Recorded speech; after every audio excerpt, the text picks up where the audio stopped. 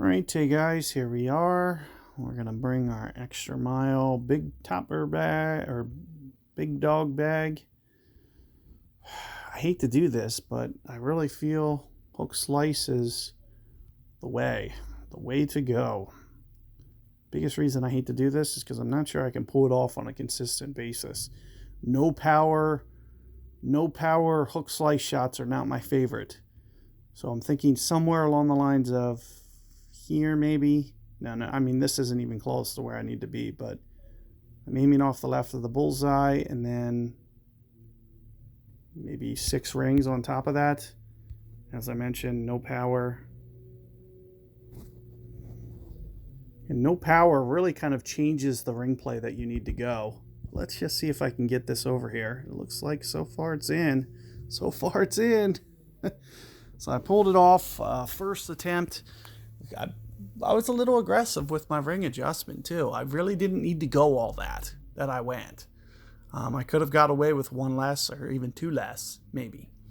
So I was kind of pushing the max on the amount of ring, but I was trying to make sure that first bounce definitely. And the biggest reason for hook slice there is because we don't have enough curl. We can't curl this club, so we need to do something to make up for that. The only alternative that you can try is you can do very similar with quarterbacks. So if you want to go quarterback and just go for more of a precision shot, only problem is you might be a little bit limited on your topspin. Until you get to a quarterback 9 or 10, you probably don't have the same topspin as I did, so you might not be able to get it up that far. And when you can't get it up that far, you know, it kind of creates its own problem. So here, what I'm going to try to do is, I guess, just topspin this, and we're going to try to land around here.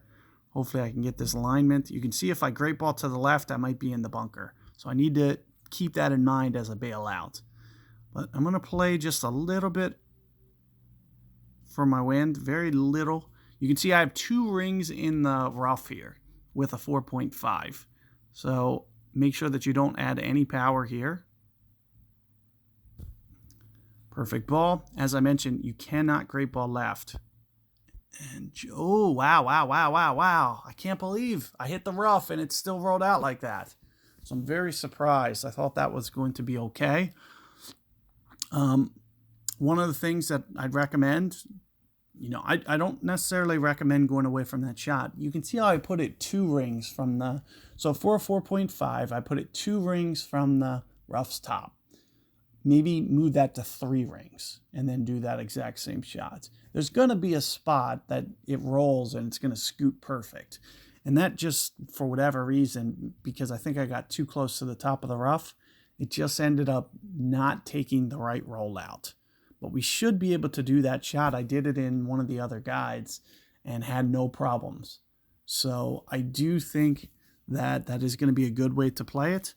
And it's just going to really require landing zone, fixing that land zone. So I landed, you know, right around here with my bullseye. If I can change that land zone and change it to maybe about here, maybe that shot's perfect. So kind of like right towards the, kind of like that rough opening patch there. But in terms of this shot, it still won't be too bad. It really just comes down to perfect ball. We won't need to play any wind. So we just need to put this ball guide in the hole. And if we get our perfect ball, we're still going to get our eagle anyway.